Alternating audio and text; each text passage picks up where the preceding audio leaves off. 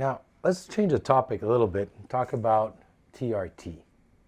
Because I know a lot of men on TRT right now, especially men over 40. It's more common. And the first thing I wanted to ask you, what are the causes of low TRT?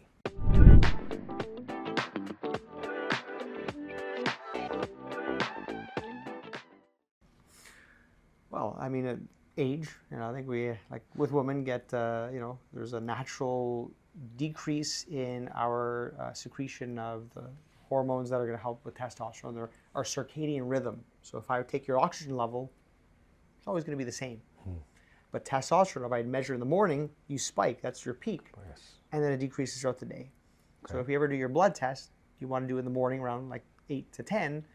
If everyone does their testosterone test at 8 o'clock at night, it'll be lower. So I think that's part one. Sleep, certainly obesity. So certain patients who have diabetes, there's correlations with, is it inflammatory? Is it the high sugar levels, that conversion of testosterone to estrogen in the periphery? So there's different factors, but the most common, I would say, just, age and, So just naturally, as we're getting older, our TRT levels will go down. Is that a fact, or is it? Yeah, it's a fact, and I think and I remember having this talk with a colleague of mine. He's Professor Ofer Gottfried in Israel. We did a fellowship together in Chicago, and he kind of was thinking about like even sperm production. If you think about like Mother Nature, like if you're 80 years old, biologically, you're not like the fighting to the next generation of sperm or testosterone may not be there, and I think that's just with same thing for a female. There's going to be some elements, they're going to menopause, the shutdown and dysregulation of hormones kicks in. And what are the symptoms of low TRT? Like if it's a natural process, at what time or age do we say, okay, I have all the symptoms, low TRT? So what are the symptoms? So technically it's called andropause. Like Andropause. There's menopause and there's andropause. Okay. TRT is like testosterone replacement therapy, which is like the buzzword, but no one's going to say, give me TRT. I'm like, whoa, let's, do you need it? We're trying to help someone with maybe lower levels who have the symptoms of andropause. So lower libido, lower energy levels, poor erections. So there's something called the ADAM questionnaire, the Advanced Diagnostic Aging Male Questionnaire, and there's a few other validated questionnaires. So I always like to make sure that we have a tool to measure, hey, you're short, well, let's get out the measuring stick. I'm obese, step on the scale. If you have andropause, let's see what your ADAMS questionnaire is. And if there are certain ones that stick out as being positive, what are some of the questions? I believe there's a series of them that are going to be yes or no, and there are certain ones that stand out if you have low sex drive, erectile dysfunction, easy fatigue, weight gain.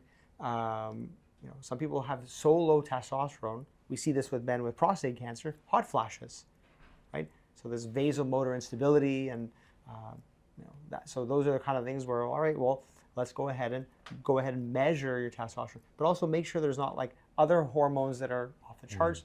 Like, are you diabetic? We check hemoglobin A1C, check prolactin levels. Some people may have a pituitary lesion or other factors that may be producing things that are suppress testosterone. So check that out and dig out to, someone works at the airport and they're working night shifts and they're like, that circadian rhythm's whacked. So if you're sleeping all over the place, that may be also a thing to dig into.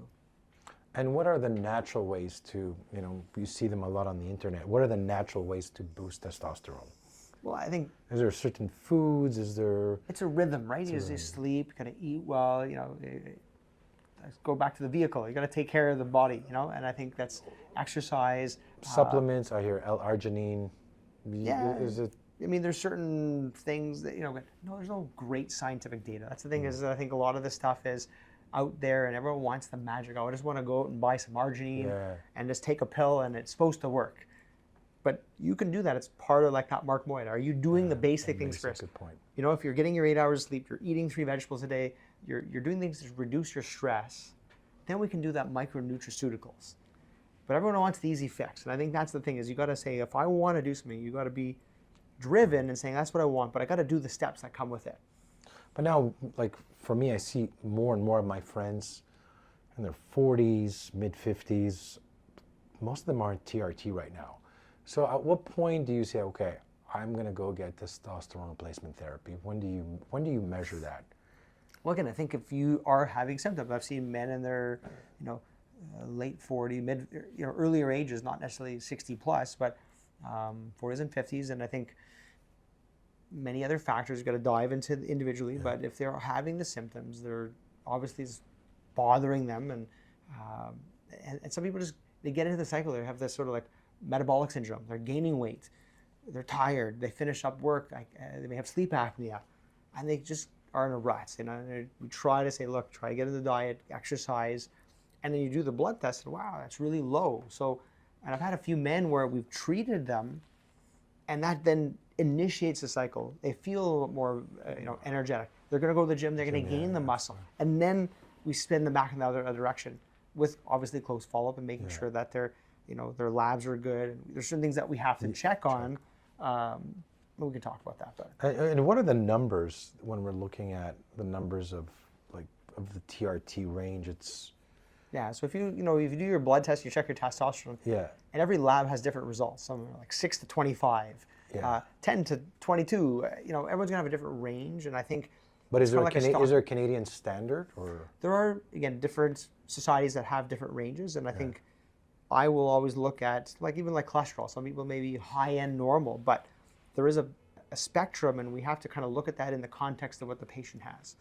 So someone may be tired and fatigued, and I check their testosterone low normal, but they're in the normal, but their thyroid's off the chart. Well, let's work on that first. That's the flagrant issue. Manage that, and then check again. And I think sometimes having a couple of sequences, knowing that you're going to have cycles, and you're going through divorce, and you went and lost your job. So that's one of those conversations we have individually with the patient. How can I help you? And I want to make sure that we're a team in this, that there's good close follow-up. It's not just here's a script and come when you want. It's you initiate, we'll have a follow-up. It's not Amazon now. It's not like you do your treatment, be it transdermal or injectables, and you'll want to have the idea that usually at 3 months, it may take that long before you start seeing the energy, the libido, and so forth. And then by 6 months onward, you'll get the other strength, bone, cardiovascular benefits that one may get with TRT.